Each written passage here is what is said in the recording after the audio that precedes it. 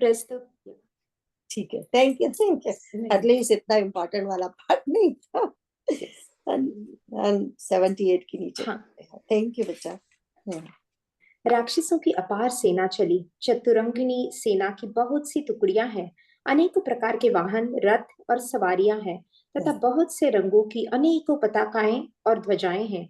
मत वाले हाथियों के बहुत से झुंड चले, मानो पवन से प्रेरित हुए वर्षा ऋतु के बादल हों।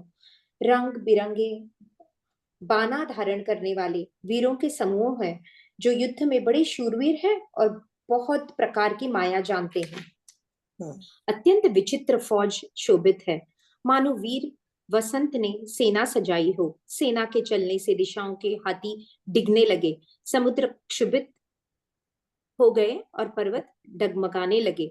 इतनी धूल उड़ी कि सूर्य छिप गए। फिर सहसा पवन रुक गया और पृथ्वी अकुला उठी। ढोल और नगाड़े भीषण ध्वनि से बज रहे हैं, जैसे प्रलय काल के बादल गरज रहे हों। भेरी, नफीरी, तुरही और शहनाई में योद्धाओं को सुख देने वाला मारू राग बज रहा है। सब वीर सिंहनाद करते हैं और अपने अपने बल पौरुष का बखान कर रहे हैं। रावण ने कहा, हे उत्तम योद्धाओं, सुनो, तुम रीछ वानरों की ठट को मसल डालो और मैं दोनों राजकुमार भाइयों को मारूंगा। ऐसा कहकर उसने अपनी सेना सामने चलाई। अब सब वानरों ने यह खबर पाई, तब वे श्री रघुवीर के दुहाई देते हुए दौड़े।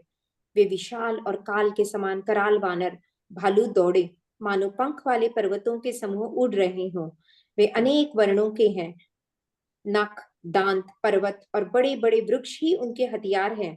वे बड़े बलवान हैं और किसी का भी डर नहीं मानते। रावण रूपी मतवाले हाथी के लिए सिंह रूप श्री राम जी का जय जयकार करके वे उनके सुंदर यश का बखान करते हैं।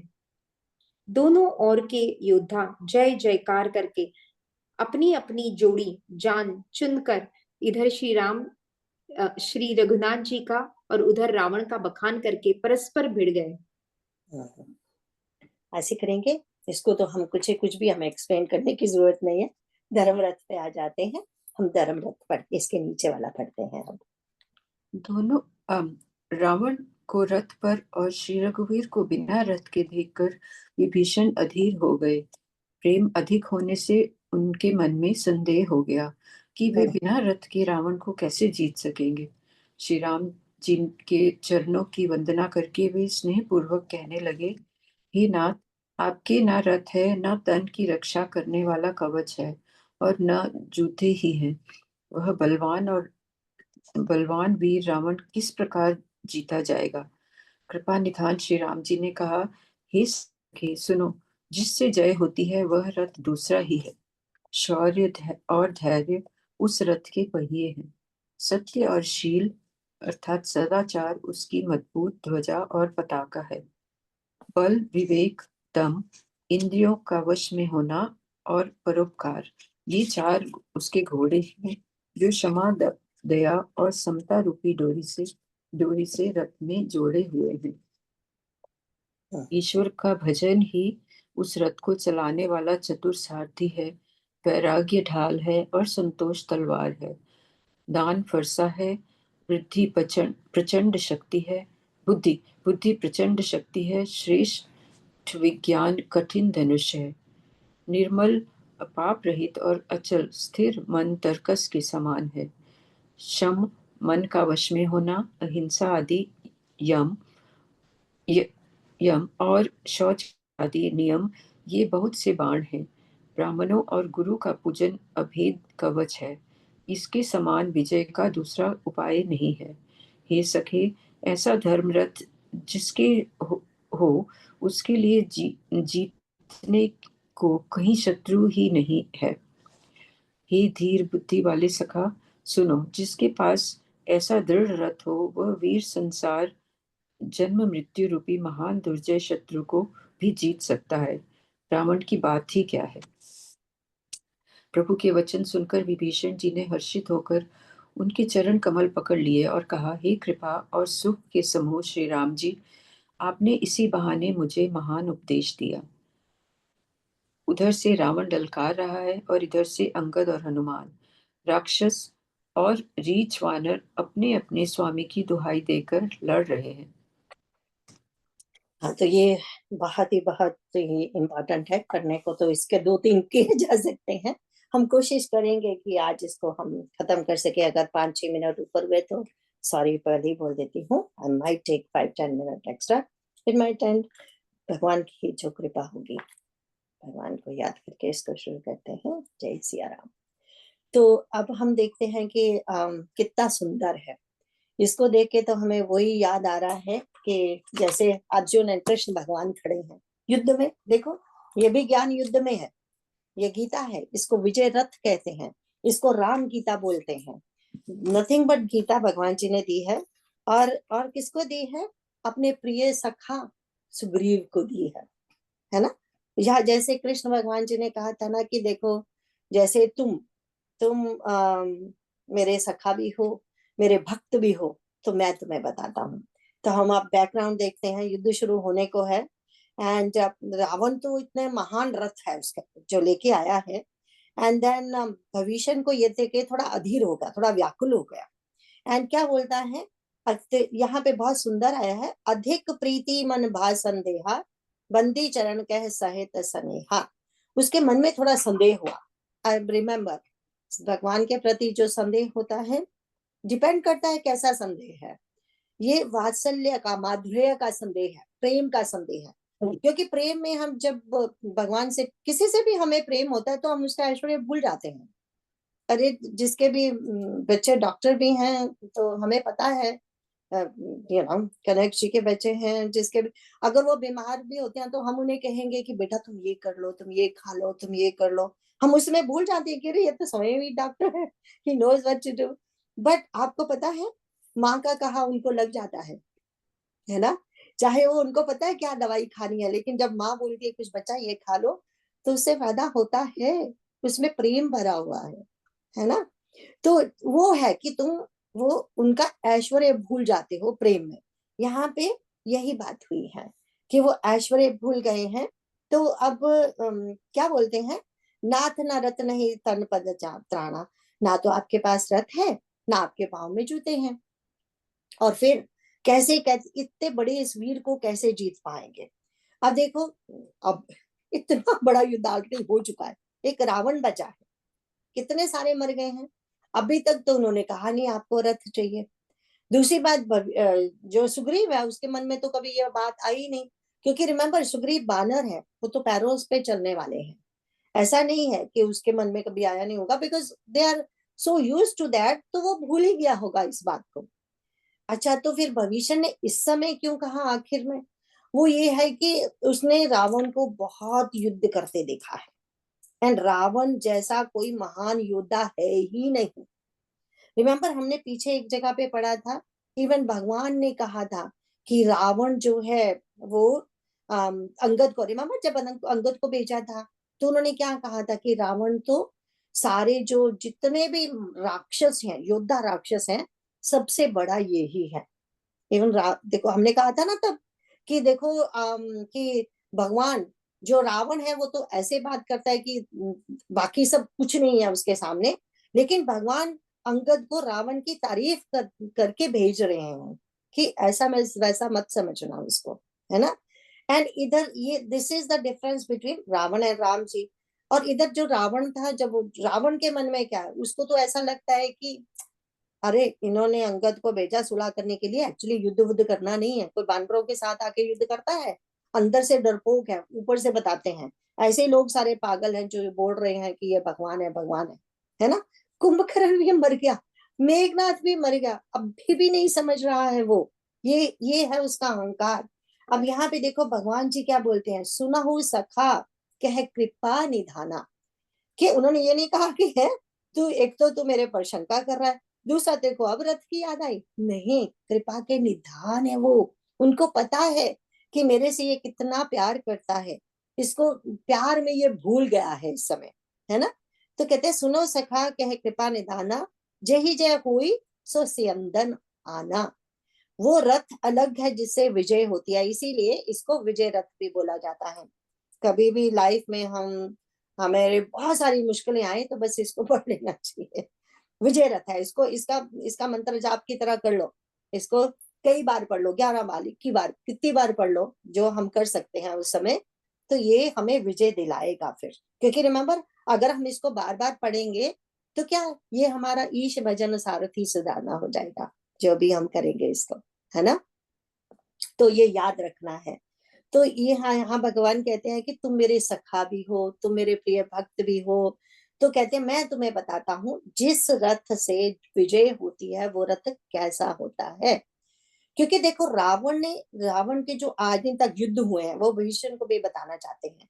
वो 2 युद्ध हुए हैं, 2 व्यक्तिगत युद्ध हुए हैं। मतलब इधर भी एक बलशाली राजा था, वो अपने अहंकार में है, इधर भी एक बलशाली राजा है, वो अपने अहंकार में है। उनका व्यक्तिगत युद्ध हुआ है, मतलब स्वार्थ को लेके युद्ध हुआ है। यहाँ ठीक है, माता सीता को चुराया गया, उसके लिए भगवान जी ने ये महान युद्ध किया, बट रावण को बहुत चांसेस दिए। बोला, अंगद को भी यही कहा था ना, वो करना जिससे हमारा भी काम बन जाए और उसका भी भला हो जाए, है ना। ये तो दुश्मन का भी भला चाहते हैं भगवान। तो ये जो एक्चुअली युद्ध हो रहा है, ये युद्ध हो रहा है बिटवीन लोभ एंड संतोष, बिटवीन लाभ एंड जो लाभ हमें ना, एक शुभ लाभ होता है जो, रिमेम्बर हम गणपति जी का वो पूजा करते हैं दिवाली के दिनों में, वहां लिखा होता है शुभ लाभ, लोभ नहीं होता कहीं भी, है ना। तो एक तो ये युद्ध हो रहा है, देखो कि सो किसमें युद्ध हो रहा है, आसुरी एंड दैवी संपत्ति में युद्ध हो रहा है। तो व्यक्तिगत युद्ध नहीं है ये, है ना।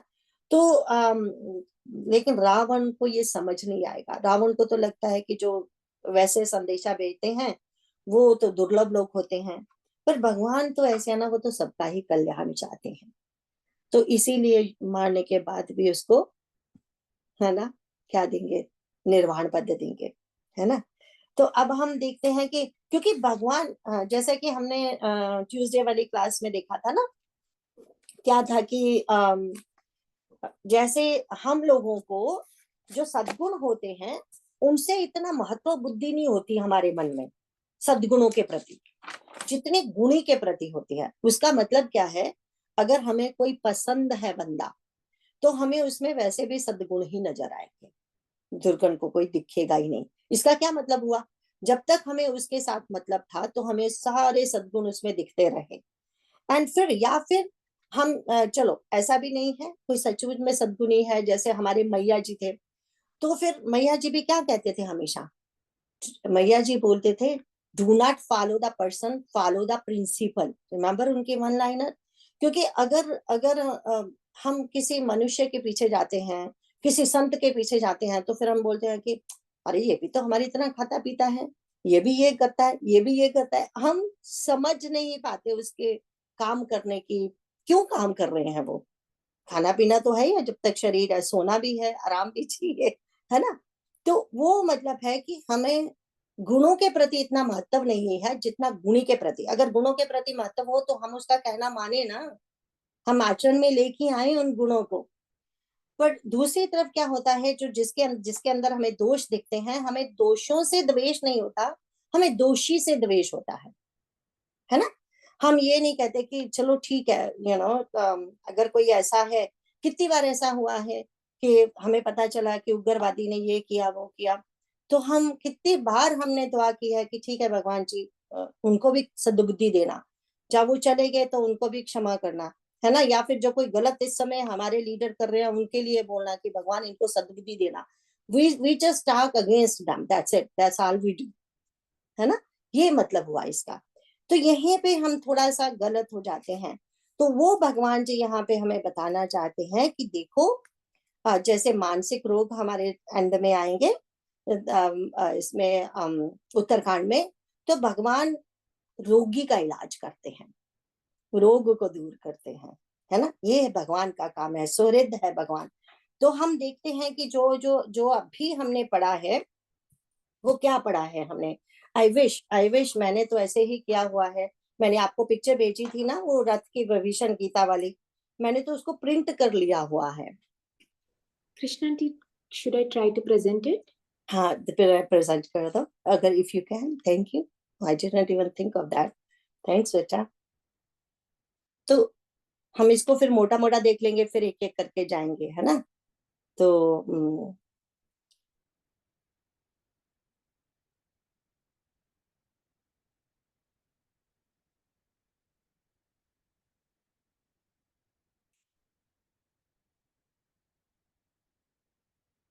थैंक्स बच्चा। देखो हमने क्या देखा यहाँ पे, ये जो धर्म रथ है, देखो इसके भगवान बोलते हैं इसके धर्म, सबसे पहले तो हमें पहिए चाहिए, व्हील चाहिए, ठीक है, क्योंकि एक रथ देखो आगे तो घोड़े हैं, व्हील दो ही होते हैं। तो भगवान कहते हैं सबसे पहले व्हील का बैलेंस होना बहुत जरूरी है। व्हील, दोनों व्हील कैसे हो, क्या हो, वो बोले वो होने चाहिए शौर्य एंड धैर्य। एंड उसके बाद ये ध्वजा एंड पताका, आपने देखे दो एक्चुअली झंडे होते हैं रथ पे, यहाँ एक दिखाया गया है, बट दो फ्लैग होते हैं। एक फ्लैग बहुत बड़ा होता है, ऊंचा होता है, एक फ्लैग छोटा होता है। जो बड़ा, जो दूर से दिखाई देने वाला होता है वो सत्य होता है, एंड जो छोटा होता है वो शील होता है। उसको फिर हम एक एक करके देखेंगे बाद में, पहले ऐसे देख लेते हैं क्या क्या है।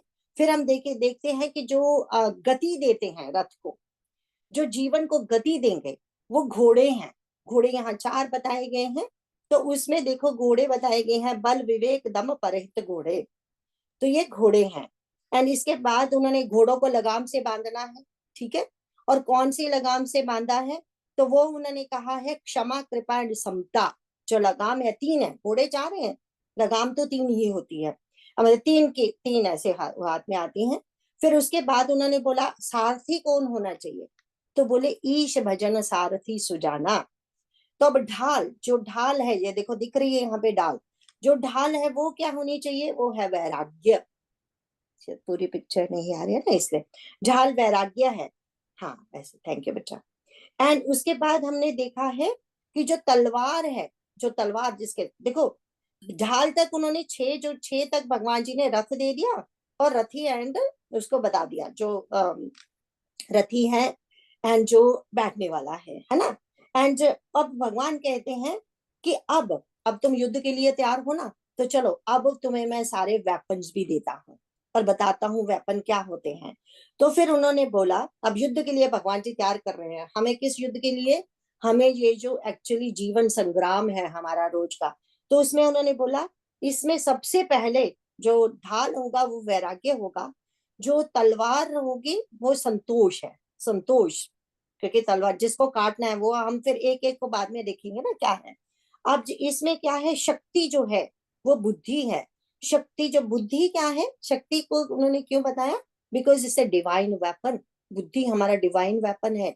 एंड इसके बाद उन्होंने बोला जो धनुष पकड़ा हुआ है, वो धनुष क्या है, वो कहते हैं भगवान के धनुष का नाम है ना कोदंड।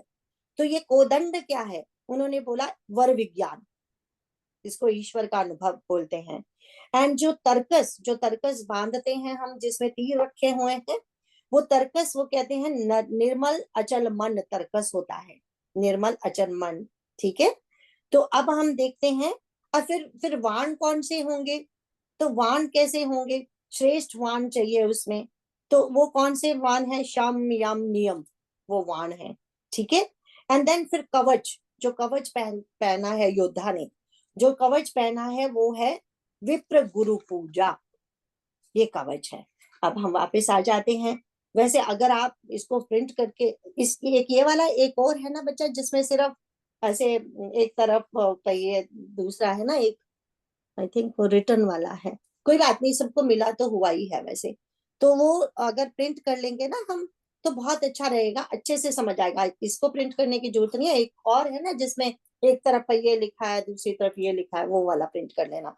मैंने तो उसी पे अपने सारे नोट बनाए हैं, वो प्रिंट पे। तो अब हम देखते हैं, अब हम आते हैं पहिए पे, अब हम एक एक करके लेंगे ना, जहां भगवान ने कहा कि क्या बोला उन्होंने, उन्होंने बोला सौरज धीरज जेहि रथ चाका। जो रथ, रथ कौन के पहिए कौन से हैं, शौर्य एंड धैर्य। तो वो शौर्य एंड धैर्य, तो हम देखते हैं शौर्य क्या है। तो शौर्य देखो, हर मनुष्य, हर सबको, हर जीव, हर प्राणी को, यहाँ तो मनुष्य की बात हो रही है ना, तो हर मनुष्य को देह और प्राणों से प्यारी और कोई चीज नहीं होती।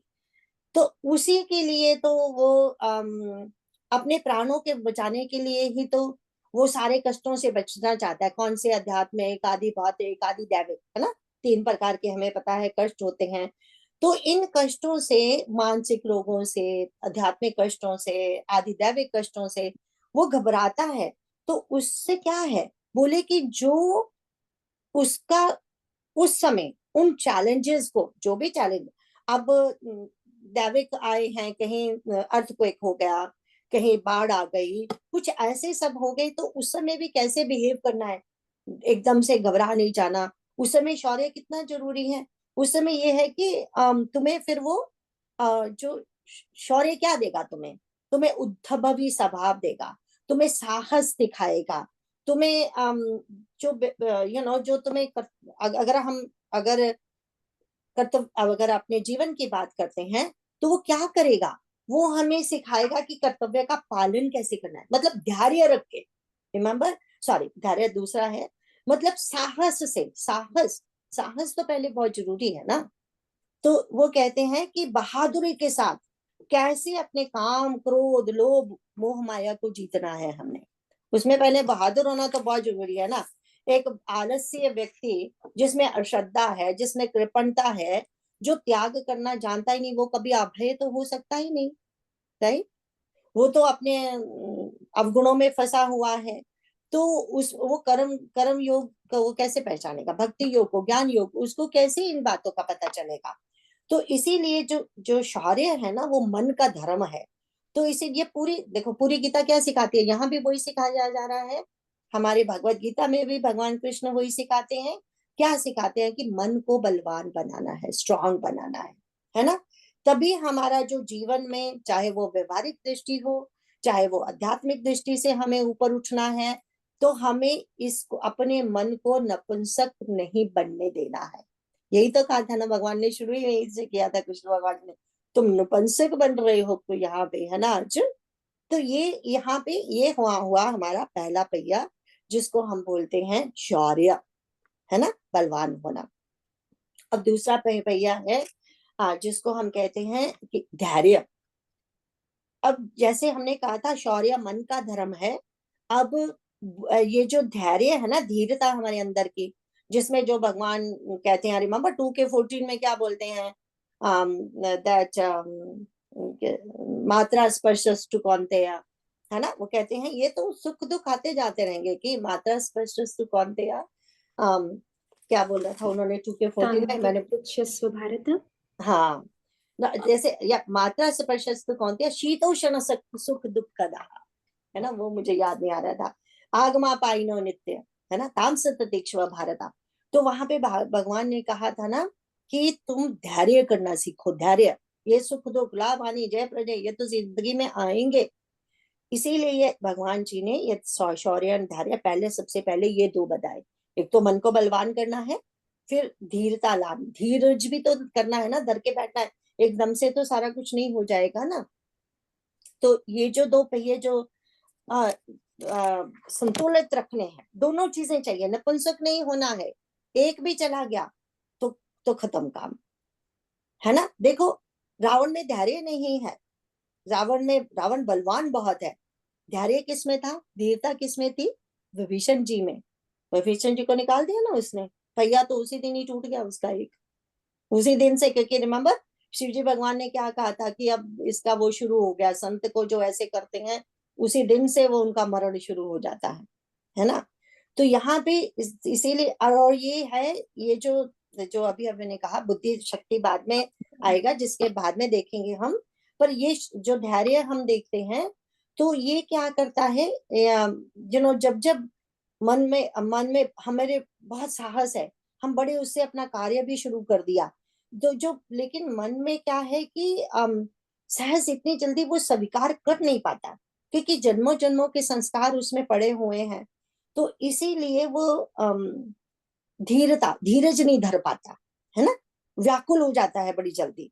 तो सो अपने आरंभ किए हुए युद्ध को, जो हमने विघ्न आने पर सामर्थ्य से, धैर्य से काम लेके, पहले तो सामर्थ्य से, साहस से काम करना है, फिर धैर्य से उसकी इंतजार भी करना है ना। अब अगर मैंने इसलिए कहा था आज कि आप जरा अपनी भगवत गीता साथ में रखिए, सबके साथ में है भगवत गीता, अगर साथ में है तो हम देखेंगे 18 का 33, राइट। 18 का जो हमने वहां देखेंगे कि ये जो धृति कितने प्रकार की होती है, सात्विक की धृति क्या है, तामसिक की धृति क्या है, क्योंकि अगर हम कर रहे हैं तो अच्छी तरह से समझ ही लेते हैं ना, तो फिर जल्दी काहे की, राइट। तो अगर आप ग्रीष्मी बेटा, आप 33, 34 एंड 35 की मोटी हिंदी पढ़िए, जो हमारी गीता की बुक है उसमें से। हे पार्थ, ध्यान योग के द्वारा जिस अव्यभिचारिणी धारणा से मनुष्य मन, प्राण और इंद्रियों की क्रियाओं को धारण करता है, वह धारणा तो सात्विकी है। एक सेकंड रुकिए। तो ये धारणा जो भगवान क्या कर रहे हैं, भगवान कह रहे हैं जो हमारे लक्ष्य को आंखों से ओझल नहीं होने देती है ना, कितना भी फिर विघ्न आ जाए रास्ते पे, आए ना हनुमान जी के रास्ते में कितने विघ्न, वो धीरता से लगे रहे, राइट। कितने पहले मैनाक पर्वत आया, फिर वो कितनी चीजें बाद में आई, उनको बांध के ले जाया गया, सब किया गया, तो उन्होंने तो अपना पूरा धीरज रखा होता। देखो लोग उन्हें टांगे मार रहे हैं, पत्थर फेंक रहे हैं, उनको गालियां दे रहे हैं, वो आराम से ऐसे खुश होके चल रहे होंगे कि जैसे एक हाथी जा रहा है और कुत्ते भौंक रहे हैं, हाथी को क्या फर्क पड़ता है। हालांकि वो लोगों को लग रहा है ये बंधे हुए हैं। वो है कि हमारे लक्ष्य को हमारी आंखों से ओझल जो नहीं होने देती, वो जो बुद्धि है वो सात्विकी है, राइट। अब राजसी बुद्धि देखते हैं, इसमें देखो भरत जी आएंगे, हनुमान जी आएंगे ना, अगर हम एग्जाम्पल देखना चाहेंगे तो, है ना। तो अब हम देखते हैं हमारी राजसी दृष्टि कैसी होती है। हे प्रथापुत्र अर्जुन, फल की इच्छा वाला मनुष्य अति आसक्ति से जिस धारण शक्ति के द्वारा धर्म, अर्थ और काम को धारण करता है, वह धारणा राजसी है। जैसे हम देख रहे थे, इसका हमने कहा था ना, Pratap Bhanu is the biggest example, right. Because देखो उसने कितने अच्छे से राज्य कर रहा था, सब चला रहा था। जब समरी ग्रीष्म कराएगी तो फिर से हम इसको देखेंगे अच्छे से। तो ये मनुष्य जन्म में जो हमें पुरुषार्थ है, हमारे धर्म अर्थ काम मोक्ष, जब हम सिर्फ धर्म से काम कर रहे हैं, बिल्कुल सात्विक में काम कर रहे हैं, लेकिन हमारा ध्यान सिर्फ अर्थ एंड काम में है, तो वो बुद्धि राजसी है। इसमें हम एग्जाम्पल देखेंगे प्रताप भानु का, इसमें अहंकारी हो जाते हैं। इसमें माँ कैकेयी भी इसी तरह इसी उसमें आ जाएगी। धृति उनकी भी बुद्धि कितनी शार्प थी, कैसे बोल रही है उनको कि मथुरा को कि ऐसे नहीं, ऐसे तू गलत बोल रही है, लेकिन धीरे धीरे जब वो सिखाने लगी, सारी बुद्धि गायब हो गई, क्योंकि बुद्धि में वो सात्विकी धृति नहीं है जो होनी चाहिए, है ना। अब हम तामसी धृति देखते हैं क्या होती है। हे पार्थ, दुष्ट बुद्धि वाला मनुष्य जिस धारणा के द्वारा निद्रा, भय, चिंता और दुख एवं उन्मत्तता को भी नहीं छोड़ता है, अर्थात धारण किए रहता है, वह धारणा हाँ तामसी है। हाँ, तो ये देखो, तो ये हो गई हमारी तामसी धृति। तो इसमें इसमें क्या करते हैं हम, जो हमारी जो तामसी धृति होती है वो क्या करती है, मनुष्य को निद्रा, भय, चिंता और दुख में लगा देती है ना। अब हम क्या करते हैं, वर्तमान का समय हम निद्रा में वेस्ट करते हैं, एंड आलस्य से हम भविष्य के लिए सारे अपने कामों को खराब कर देते हैं। एंड क्या हम सॉरी, मैं क्या बताना चाहती थी कि भगवान ने हमें कोई भी काम करने के लिए दो बहुमूल्य चीजें दी हैं। वो क्या चीजें दी हैं हमें, हम सबको भगवान जी ने जीवन के लक्ष्य को प्राप्त करने के लिए दो जो महत्वपूर्ण चीजें दी हैं, वो है दिया हुआ समय और दिया हुआ सामर्थ्य, है ना। हमारी सबके पास सामर्थ्य है ना, भगवान का दिया। सबसे पहले तो हमें रोटी कपड़ा मकान चाहिए, जो पर्याप्त बड़े अच्छे से भगवान ने हमें दिया हुआ है सब कुछ, है ना। तो अब देखिए भगवान ने हमें सब कुछ दिया है, तो हम क्या उस सामर्थ्य का सदुपयोग कर रहे हैं। हमारे पास धन संपत्ति, पद प्रतिष्ठा, दाम्पत्य सुख, सब कुछ है, दिया हुआ है ना भगवान जी ने, इससे ज्यादा और हमें क्या चाहिए। उस सामर्थ्य का हम किस तरह से प्रयोग कर रहे हैं, इस जो समय जो अभी हमें मिला है उसका हम किस तरह से प्रयोग कर रहे हैं। ये जो दो बहुमूल्य चीजें भगवान ने हमें दी है।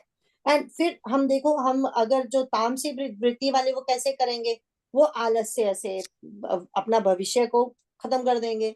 वो देखो जो उन्होंने जो अतीत के लिए वो हमेशा भय शौक करते रहेंगे। तो वो क्या किया, सारा समय कैसे वेस्ट किया तामसी वृत्ति वालों ने। राजसी वृत्ति वालों ने तो हमने देख लिया कि वो अर्थ एंड काम एंड धर्म के साथ तो लगे हुए हैं, लेकिन क्या किया उन्होंने, है ना, फिर भी उनका नष्ट हुए। सो इसीलिए हमारी जो धृति है, हमारी जो, हमें बार बार ये याद रखना है, जो हम बार बार कहते हैं, धीरे धीरे रे मना धीरे सब कुछ होए, माली सींचे सो गड़ा फल आए रुत होए। अब जैसे ही अब आमों का सीजन है इंडिया में, पहले पुर लगा था, फिर छोटी छोटी अम्बियां आई, अब अम्बियां बड़ी होंगी, वो एकदम से तो फल नहीं लग जाता, पहले पेड़ लगाओ तभी तो थोड़ा टाइम लगता है, एकदम से तो फल नहीं लगेगा, है ना। तो वो धृति हमें, जब कई बार हम ये सब करते करते करते करते परेशान हो जाते हैं, मैं भी परेशान होती हूँ कि मेरे में कुछ फर्क तो पड़ नहीं रहा, मेरे में फर्क तो पड़ने, धीरे धीरे धीरे धीरे वाला, है ना। तो जरूर फर्क पड़ेगा, बिल्कुल फर्क पड़ेगा। तो अब ये आगे चले, तो हमें शौर्य धैर्य समझ आ गए, है ना। आगे आगे वाला करते हैं। इसके बाद हमें क्या है, भगवान ने हमें दिया है, बताया है ध्वजा पताका कैसे होनी चाहिए। जैसे कि हमने पिक्चर में देखा था ना, एक चीज बड़ी होती है, लंबी होती है, एक छोटी होती है। अब उसमें उन्होंने बोला सत्य अनुशील दृढ़ ध्वजा पताका, ठीक है। अब क्या है कि भगवान जी कहते हैं कि जो हर कोई मनुष्य, मैं भी, हम सत्य बोलने की चेष्टा तो करते हैं, पर सत्यवादी नहीं हो पाते, है ना, सत्यवान नहीं हो पाते। एंड इसी तरह से हम अच्छा आचरण करने की कोशिश करते हैं, फिर भी पूरी तरह से शीलवान नहीं हो पाते। वो इसीलिए क्योंकि हमारी धर्म के प्रति रुचि तो है, पर फिर भी अमेंडमेंट करते रहते हैं। वो क्यों, वही, क्योंकि रिमेम्बर जो अभी अभी हमने कहा था कि हम हमें इतना मन बलवान नहीं हुआ है कि हम आध्यात्मिक ताप को, हम अपने आधिदैविक ताप को, आदि भौतिक ताप को शौर्य एवं धैर्य से लड़ सकें, है ना। तो इसीलिए जो सत्य, सत्य एक फिर नींव है। और इन्होंने ध्वजा पताका क्यों बोला, क्योंकि जो सत्य है दूर से खुशबू आती है, सब लोग दूर तक फैल जाता है, वो बंदा बड़ा सत्यवादी है, ये तो दूर तक पता है। और सत्य क्या है, अब इसके इसके तो हम ज्यादा परिभाषा नहीं लेंगे, हम इसके बारे में ज्यादा नहीं बोलेंगे, बिकॉज हमें सबको पता है सत्य क्या है। अब देखो, अब लेकिन ये सत्य भी वो होना चाहिए, रिमेम्बर, सत्य भी कृष्ण भगवान जी ने कैसे समझाया था, सत्य भी वो होना चाहिए धर्म बीज, हितकारी, पवित्र, गंभीर, मधुर रस वाला, और वो जिससे सबका हित हो। वैसे तो सत्य इज द, जैसा है वैसा बताना वो सत्य है, राइट। एक तो वो परिभाषा है इसकी। एंड वो सत्य तो सच सचमुच सत्यम शिवम सुंदरम, सत्य ही कल्याणकारी है, वो ही सुंदर है, वो ही शिव है ना। तो अब हम देखते हैं कि यहाँ पे मर्यादा पुरुषोत्तम, हाँ, तो कई कई लोग भगवान पुरुषोत्तम है कृष्ण भगवान जी के लीलाओं में ना बहुत वो करते हैं, अरे भगवान राम जी तो मर्यादा पुरुषोत्तम थे, कभी झूठ नहीं बोले, कभी ये नहीं किया। अरे अभी अभी देखा ना युद्ध में, राम जी ने भी तो एक तो उसको भी धोखे से मारा था, बाली को भी, क्योंकि उसका मरना बहुत जरूरी था, मारा था ना उसको भी। तो भगवान तो बड़े सत्यवादी है, मर्यादा पुरुषोत्तम है, लेकिन उसको बाली को समझाया कि तुम कर क्या रहे थे, तुम्हारा आचरण कैसा था, तुम मुझे भाषा दे रहे हो।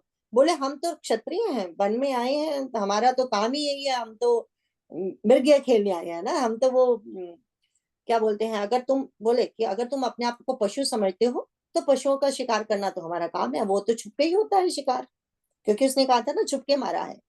अगर तुम ये कहते हो कि मतलब तुमने अपने पत्नी को बोला था कि तुम, ये तो भगवान है, इनको खाली राजकुमार मत समझना, तू तो राजकुमार समझ, ये भगवान है, ये समदर्शी है, मेरे साथ कुछ नहीं करेंगे। अगर तुम्हें इतना ही ज्ञान था, इतना तुम महान अहंकारी हो, तो तुम मेरे पास आए क्यों नहीं। तुम उसको मारना चाहते हो जो मेरी शरण में है। अगर तुम्हें ये पता है ये भगवान है, फिर तो तुम्हें पता होना चाहिए ना भगवान के गुण क्या है, तुमने किया क्या। तो इस तरह से हम देखते हैं। और अभी अभी देखो, उन्होंने किसका भंग किया था पहले, उन्होंने यज्ञ भंग किया था, मेघनाथ का करवाया ना, यज्ञ भंग करवाया ना उन्होंने, उन्हीं के तो बोलने से हुआ। रावण का भी यज्ञ भंग करवाया, अभी अभी करवाया ना। तो ये है कि जो राम जी ने जब अपना जीवन जिया ना, तो राम जी ने कैसे जिया कि वो उन्होंने एक मनुष्य बन के भी जीवन जिया, और बीच बीच में भगवान के का धर्म भी निभाया। ठीक है। और ये जो कृष्ण भगवान जी जब आए तो उन्होंने तो ईश्वर का सत्य निभाया बस। वो तो सीधा 7 दिन का बच्चा तो पूतना को मार सकता था, पहले तो वहां से निकलना, जेल से निकलना, वो सब उनका तो शुरू से ही ईश्वरीय था, कोई समझे ना समझे। वो तो गीता में धर्म कर्म च मे दिव्यम, है ना। तो वो तो ऐसे ही थे। तो अब देखो भगवान कृष्ण ने जो अभी अभी बाली की एग्जाम्पल हमने समझ ली और हमने सत्य का भी समझ लिया। सत्य वो होता है कि मैं चाहे नरक में चला जाऊं, पर ये जो सबका हित होना चाहिए उसमें। उसके लिए मगर मुझे अगर नरक में जाना पड़े तो इट्स ओके। तो तभी तो कहा था ना, भगवान श्री कृष्ण ने युधिष्ठिर से पूछा, रिमेम्बर युधिष्ठिर से झूठ बुलवाया ना उन्होंने। युधिष्ठिर से उन्होंने पूछा कि अगर व्यवहारिक दृष्टि से भी हम देखते हैं कि तुम विचार करके देखो, तो तुम ये सोचते हो कि मैं तो सिर्फ सत्य बोलूंगा, मैं नहीं झूठ बोल सकता, ठीक है। तो तुम ये बताओ तुम्हारे सत्य का परिणाम क्या होगा, कौन जीतेगा, कौन राजा बनेगा, आर दे रियली केपेबल और are they good for everybody. अगर नहीं तो तुम अपने सत्य को बैठे रहो फिर लेके, फिर युद्ध क्यों किया? तो फिर ये धर्म युद्ध कैसे होगा? तो फिर इसीलिए भगवान ने कहा कि सत्य के आग्रह से असत्य की जीत होगी, असत्य की जीत होगी, और जिससे सभी जीवों का नाश होगा। तो तुम्हें परम हित के लिए, सबके परम हित के लिए ये बोलना पड़ेगा। तो जो सत्य की परिभाषा ना, तभी तो भगवान कहते हैं ना कि नंबर 4 चैप्टर में बताते हैं कर्म क्या है, अकर्म क्या है, विकर्म क्या है, ये तो ज्ञानी पुरुष भी नहीं जानते। अदरवाइज इसका मतलब ये नहीं है कि हमें बात बात में झूठ बोलना, ये तो नहीं सिखाया ना भगवान ने। सत्य तो बोलना ही है, जहां पे हमारा स्वार्थ नहीं है वहां तो सत्य बोलना ही, मतलब सॉरी, जहां जहां पे सबका हित है। अगर हम सिर्फ अपने को बचाने के लिए झूठ बोलते हैं और फिर कहते हैं अरे राम जी ने भी किया, कृष्ण जी ने भी किया, तो वो तो फिर सत्य नहीं होगा, है ना। तो अब हम अब ये हम देखते हैं, हाँ शील, इसके बाद आएगा शील। तो शील क्या होता है? शील में हम देखते हैं कि आचरण, जो सदाचार, जो सदाचार है, जो अभी अभी हमने देखा था ना यहाँ पे, उसका मतलब ही यही है, सदाचार जो पास से दिखेगा। तभी कहते हैं शील आंखों में होता है। और तुम्हारे आंखों की भाषा तुम समझ जाओगे, हर कोई समझ जाएगा। स्पेशली औरतों में तो ये एक टैलेंट भगवान ने ही दिया है। हम दूर से समझ जाते हैं, और कोई हमें काम वासना की तरह से देख रहा है, किसी की आंखों में हमें प्यार दिख रहा है, एंकर दिख रहा है, जेलसी दिख रही है। इसीलिए तो सारे कहते हैं ना कि तुम how do you know that. Somehow भगवान ने हम सब औरतों को ये दिया है, ये टैलेंट, है ना। तो जो शील है वो आंखों से पहचाना जाता है। एंड ये कहाँ कब पता चलेगा? जब तुम रियली उस आदमी से, उस जीव से मिलना बरतना शुरू करोगे, उसके पास आओगे, तब उनके आचरण का पता चलेगा, है ना। तो ये बात है। तो भगवान जी कहते हैं सबसे पहले दुश्मन क्या करेगा? सबसे पहले जो पहले युद्ध भी होते थे ना, तो सबसे पहले वो ध्वजान पताका काटते थे। तो ध्वजान पताका काटते थे तो उससे क्या लगता था, क्योंकि वो दूर तक सारे उनके सैनिकों को दिख रही है ध्वजा पताका राजा की। अगर ध्वजा पताका कट गई तो उनको पता चल गया कि रथ गिर गया। अब तो वो वहीं से उनका मनोबल टूट जाता था, भागे। वैसे भी अगर राजा हार गया तो सभी हार गए, है ना। इसी तरह से जो व्यवहारिक दृष्टि से भी अगर हम अपने आचरण का ध्यान नहीं रखते, अगर हमें सत्य बोलने की आदत नहीं है, तो फिर तो हार तो निश्चित ही है। सूनर और लेटर ऐसा लगेगा कि हम जीतते जा रहे हैं, हम जीत रहे, धन संपत्ति पद प्रतिष्ठा दाम्पत्य सुख बढ़ता जा रहा है, जैसे रावण का बड़ा था, राइट। त्रिलोकी को जीत लिया उसने, लेकिन अंत में क्या होता है? जीत तो हमेशा धर्म की ही होगी। ये तो चक्कर है, कभी अच्छे ऊपर जाते हैं, कभी बुरे ऊपर चले जाते हैं, ये भगवान चक्कर चलाते रहते हैं, बट एंड में जीत तो उसी की होगी ना। तो अब हम देखते हैं कि देखो कितना अच्छा इन्होंने ये एक्सप्लेन किया है।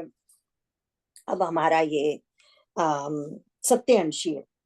अब इसके बाद हम देखते हैं अब घोड़े देखते हैं, है ना। भगवान जी क्या कहते हैं, अब भगवान जी कहते हैं कि बल विवेक दम परहित घोड़े, 4 घोड़े। अब याद रखो, हम कहते हैं कि दुर्योधन के सॉरी अर्जुन के रथ पे 5 घोड़े थे, 5 नहीं होते, अर्जुन के रथ पे भी घोड़े 4 ही होते हैं। अगर हम ध्यान से कोई भी पिक्चर देखते हैं, अर्जुन के रथ के घोड़े यूजुअली 4 होते हैं, बहुत कम 5 दिखाए जाते हैं जब कभी इंद्रियों। कृष्णा जी, बहुत से फोटोज में मैंने 5 देखे और गीता में भी एक जगह 5 घोड़ों का वर्णन आया है। हाँ जी, वो 5 सिर्फ उसको उन्होंने 5 इंद्रियां दिखाने का मतलब होता है, अदरवाइज घोड़े 4 ही होते हैं। 5 क्योंकि उन्होंने इंद्रियां दिखानी है ना, हमारी इंद्रियों को कंट्रोल करना दिखाना है, इसलिए 5। बट बहुत सारी अगर पिक्चर है जो पहले ओरिजिनल वगैरह देखेंगे ना, तो वो घोड़े 4 होते हैं। यहाँ भी तो अब हम देखते हैं घोड़े क्या है, 4 घोड़े हैं, 4 घोड़े आए हैं। तो इन 4 घोड़ों में भगवान जी कैसे दिखा रहे हैं, ये घोड़े क्या करते हैं, ये जो घोड़े होते हैं, ये हमारे हाँ, तो हमने अब तक क्या देखा, शौर्य धैर्य देखा, शौर्य मन को बलवान करना है। धैर्य हमने देखा कि अगर हमारे अंदर धैर्य है तो हमें वो काम क्रोध लोभ मोह के वेग को बचाएगा हमसे, है ना। वेग होता है ना, बड़ी तेजी से आते हैं, अगर धीरज है तो हम बच जाएंगे। एंड फिर सत्यानशील देखा। अब जो ये घोड़ों का क्या काम है, घोड़ों का काम है गति देना, है ना, गति देना घोड़ों का काम है ना। अब घोड़े उसमें कौन कौन से हैं, अब इसमें घोड़े हमने देखा, अच्छा इसमें हमने देखा बल विवेक दम परहित घोड़े। अब जो जो घोड़े हैं, घोड़े क्या करते हैं, जीवन को गति देते हैं। अब बल क्या है, हमें पता है बल, बल हमने देखा ये कितनी प्रकार का बल होता है। अगर हम इसको सिर्फ 3 में ही ले लेना, जो संसारिक बल है वो आ जाएंगे, इसमें ही आ जाएंगे, धन संपत्ति पद प्रतिष्ठा दाम्पत्य सुख, मोस्टली इसमें। क्योंकि रिमेम्बर कुटुंब का बल, अपने कुल का जो बल होता है, धन का बल होता है, जो परिवार का बल होता है, वो सारे के सारे इसमें आ जाएंगे, दाम्पत्य सुख एंड यू नो धन, धन संपत्ति पद प्रतिष्ठा में। एंड एक फिर होता है ये सारे बाहरी बल है। फिर एक होता है आत्मिक बल, है ना, जो हमारी आत्मा को, जो हमने सद्गुणों से स्ट्रॉन्ग करके रखा है, राइट। एंड फिर सबसे जो एक्चुअली जो सबसे बड़ा बल है, वो है शरणागति का बल। क्योंकि अगर इमेजिन करो कि अगर एक रोगी रोगी रोग शैया पर पड़ा है, भयंकर रोग है, तो सब इलाज हो रहे हैं, उसमें बड़ा साहस है, नाम जप भी कर रहा है, पाठ भी हो रहा है, सब कुछ हो रहा है, पर कभी कभार तो तुम्हारा मन हार, ऐसा पूरी तरह से ना भी हारा, बट ऐसे लगेगा कि अब मैं हार रहा हूँ भगवान जी, अब मेरे से नहीं होता। डॉक्टर भी तो यही कहते हैं ना कि हमने सब कुछ कर दिया, अब प्रभु के हाथ में, यही बोलते हैं ना। तो सबसे बड़ा बल तो शरणागति का ही बल होता है, जिसमें फिर हम ये कहते हैं कि तेरा पाना मीठा लागे, जो आप करोगे मुझे इस उभारना है तो उभार दो, नहीं करना तो नहीं। ऐसे बोला जाता है ना, कहते तुलसीदास जी का एक शिष्य था, जंगल से गुजर रहा था, हमने कितनी बार ये क्लास में करे है ना, तो वहां पे मच्छर बड़े थे, तो वो भगवान को बोलते हैं, भगवान अगर तो तुमने मुझे टाइम पर पहुंचाना है गंतव्य पे सुबह, और तुम्हारी ही पूजा होने वाली है सुबह, अच्छे से करवाना है तो मुझे नींद दे दो, मुझे नींद चाहिए, हाँ, नहीं तो फिर मच्छर काटेंगे तो मैं कुछ नहीं करने वाला, सुबह कर ही नहीं सकता, यहाँ तो मच्छरों ने काट काट के बुरा हाल करना है। तो भगवान देखो क्या, भगवान है, कुछ भी रूप धारण कर लेते हैं, मच्छरदानी बन गए भगवान, कोई कोई काट ही नहीं सका। तो ये बात है, इसको कहते हैं शरणागति का बल। जो अर्जुन ने भी तो वही किया ना, फिर भगवान क्या कहते हैं, सर्वधर्मान परित्यज्य मामेकम शरणं व्रज, खत्म ही यही से करते हैं वो, बस मेरी शरण में आ जाओ। सारी गीता यही कहती है, तुम मेरी शरण में, तुम क्या बोलते हैं, अंत समय में तुम मुझे याद करोगे तो ये होगा, तुम मुझे याद करो, सारे में एक्चुअली शुरू से लेके अंत तक शरणागति का ही सवाल है, बार बार हमें समझा रहे हैं। यहाँ भी तो यही है ना, रावण को कितना समझाया जा रहा था, यहाँ पे भगवान वही बताना चाहते हैं। अब हम तो फिर हमने देख लिया ये बल, सो बल क्या है, शरणागति का बल सबसे ज्यादा इंपॉर्टेंट होगा। एंड फिर उसके बाद हम देखते हैं दूसरा घोड़ा है विवेक। अब जो विवेक वाला जो घोड़ा है, विवेक का मतलब क्या होता है, विचार करना, है ना। विवेक बुद्धि, साधारण बुद्धि तो सब में होती है, विवेक बुद्धि वो होती है जो हमें अच्छा एंड बुरा सिखाती है ना। एंड वो तो भगवान चूंकि 45 में भी बोलते हैं नित्य सत्वस्था, जो जो हमारा जो हमारे विचार हमें सत्व में अड़िग रखते हैं, उसको विवेक कहते हैं, है ना। एंड इसमें सारा अगर विवेक में, तो फिर नित्य सत्वस्था में फिर वो आहार शुद्धि, विहार शुद्धि, वो सारी आ जाते हैं, क्योंकि आचरण आएगा ना उसमें। एंड जो तीसरा घोड़ा है वो है दम। दम, दम, रिमेम्बर दम एंड शम शब्द बार बार आते हैं। दम हमें पता है कि इंद्रियों के कंट्रोल को दम बोला जाता है। तो एक्चुअली पता है दम क्या है? दम है सुबह से शाम तक मर्यादित जीवन जीना। लिख लो, सुबह से शाम तक मर्यादित जीवन जीने को दम बोला जाता है। ऐसे आचरण को मर्यादा से, जो सुबह से शाम तक हम कहते हैं अपना, उसको हम दम बोलते हैं। इससे क्या होगा? इससे इससे ये होगा कि हमें, देखो व्यवहारिक जीवन में भी हमें क्या होगा, हम जब मर्यादा में रहेंगे, ऐसा व्यवहार करेंगे, अरे 9 बज गए, वाह, ऐसा व्यवहार करेंगे तो क्या होगा, हमें लोगों से हमें प्रेम मिलेगा, वात्सल्य मिलेगा, मित्र बनेंगे। तो वो सब इससे होने वाला है ना। क्या इज इट ओके अगर मैं घोड़े आज खत्म कर दूं, घोड़े खत्म कर दूंगी, लगाम से नेक्स्ट से करेंगे, ठीक है। तो हम देखते हैं कि तो ये जो हमारा घोड़ा हो गया दम, जो हमें इंद्रियों पे कंट्रोल करके हमें अच्छे आचरण करना है। अब इसके बाद हम देखते हैं चौथा है परहित। ये तो भगवान को सबसे प्रिय है। प्रभु राम जी को अगर कुछ प्रिय है तो वो है परहित। अगर देखो अगर भगवान को परहित ना हो प्यारा, तब तो वो हम गए काम से। सबसे पहले हमारा हित नहीं होने वाला, है ना। सबसे पहले हमारा नंबर काटा जाएगा। शुक्र है भगवान को परहित प्यारा है, तो इसीलिए उनको सुहृद बोला जाता है ना, बिना बिना किसी सेल्फिशन। तो जो जस्ट निस्वार्थ भाव के साथ किसी की भलाई करने को परहित बोलते हैं, है ना। इसके परिभाषा ये है। तो अगर कहते हैं, भगवान कहते हैं अगर पुण्य अर्जित करने हैं, किसी को अपना बनाना है, तो परहित करना सीखो सबसे पहले, है ना। तो इस तरह से हम देखते हैं। अब हम देखते हैं 4 घोड़े। हम लोगों ने देखा है मैकना आइलैंड जो गया है, हम बग्गी में राइड किया है हमने, ऐसे रथ में तो नहीं किया पर एटलीस्ट बग्गी में तो किया। तो वो 4 घोड़े लगे होते हैं, आगे 2 आगे होते हैं, 2 ऐसे साइड पे होते हैं। सो एक्चुअली जो जोड़ लगा रहे होते हैं, जो मिडल में ऐसे आगे होते हैं, साइड वाले साइड से बल दे रहे होते हैं। तो ये भी देखना है जो घोड़े हैं आगे फिर किनको करें और पीछे किनको करें। इसमें थोड़ा थोड़ा मतभेद है, बट लेकिन जो मेन संत है वो ये ऐसा मानते हैं। वो कहते हैं कि दम वाला जो घोड़ा है वो आगे करो, उसके पीछे किसको लगाना है? विवेक को। रिमेम्बर, अगर इंद्रियां कंट्रोल करना है तो विवेक को ये पीछे लगाना पड़ेगा ना। तो ठीक है, अगर परहित वाला जो घोड़ा है उसको आगे करिए, उसके पीछे किसको लगाना है? बल को। हमारा जितना भी बल है वो सिर्फ परहित के लिए काम आना चाहिए, जिसमें हमने बोल दिया था ना, धन संपत्ति, पद प्रतिष्ठा, दाम्पत्य सुख, और भी जितने बल हैं हमारे पास दुनिया के, वो उनका बल सदुपयोग कैसे करेंगे? परहित में लगाने के लिए, ठीक है। अगर हम इससे थोड़ा सा और ऊपर उठेंगे तो हम देखेंगे कि जो बल वाला घोड़ा है, बल से क्या होता है? प्राण में कोश की पुष्टि होती है। रिमेम्बर, हमारे अंदर प्राण में कोश, वो सारे जो कोश है 5। जो दम होता है उसमें, उसके साथ अन्न में कोश की पुष्टि होती है। एंड जो परहित होता है घोड़ा, उससे मनोमय कोश की पुष्टि होती है। एंड जो विवेक है उससे विज्ञान में कोश की पुष्टि होती है। ये 4 घोड़े है ना, प्राण में कोश, अन्न में कोश, मनोमय कोश, विज्ञान में कोश की पुष्टि कर रहे हैं। और जो लास्ट वाला आएगा ना, जो आनंद में कोश, 5 कोश है ना हमारे अंदर, आनंद में कोश की पुष्टि तो ईश वचन से ही हो सकती है ना। आज हम यहाँ पे खत्म कर लेते हैं। Is that okay?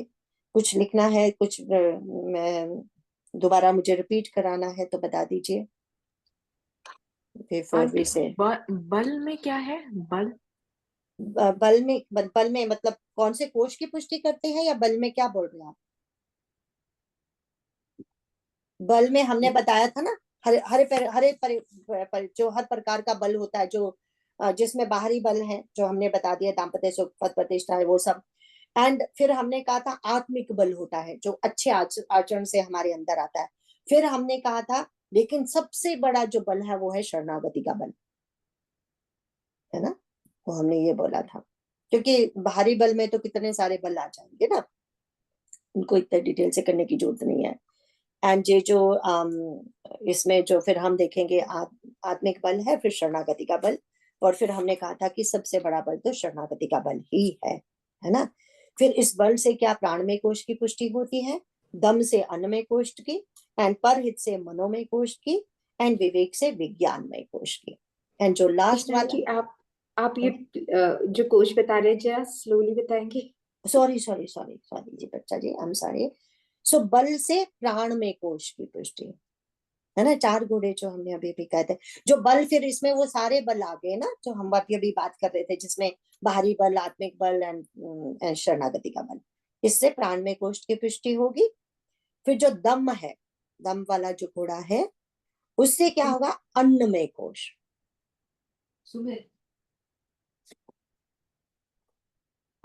ठीक है। एंड जो जो परहित वाला घोड़ा है, मनोमय कोश। रिमेम्बर, जब जब भी हमने किसी का परहित किया है, मन कितना प्रसन्न हो जाता है ना। तो वो मनोमय कोश की पुष्टि। एंड जो विवेक वाला घोड़ा था, उससे विज्ञान में कोश की पुष्टि, है ना। एंड फिर हमने बाद में कहा था कि जो आनंद मिलेगा, जो आनंद ही आनंद है, वो जो कोश है हमारे अंदर का, उसकी पुष्टि तो ईश भजन से होगी। यहाँ फिर घोड़ा नहीं लिखा हमने, है ना। वो ईश भजन बाद में आएगा, बट सिर्फ बताना चाहती थी, बिकॉज आप बोलोगे कि 5 कोश हैं, तो फिर ये तो आपने 4 ही बताए, 4 घोड़े हैं तो 4 कोशों की पुष्टि कर रहे हैं, है ना। तो वैसे तो अगर हम देखा जाएगा, तो जब हम बल की बात कर रहे थे, शरणागति की बात कर रहे थे, तो वो शरणागति में भी आ जाएगा। बट अगर हम इस भजन में जोड़ेंगे तो और भी ज्यादा अच्छा लगेगा। तो होपफुली पहले एक बार एक लास्ट वाला बोले, तो मुझे एक थोड़ा सा एक अनाउंसमेंट करनी है, बट लास्ट वाला बोले, फिर कोई प्रश्न हो तो जरूर करेंगे हम। बार बार बर मांगऊ हर्ष देहु श्री रंग, पद सरोजन पायनी भक्ति सदा सतसंग। जय सीता राम चरण रति मोरे, अनुदिन बढ़हु अनुग्रह तोरे। जय सिया राम। तो मैं अब स्टॉप कर दूंगी रिकॉर्डिंग को।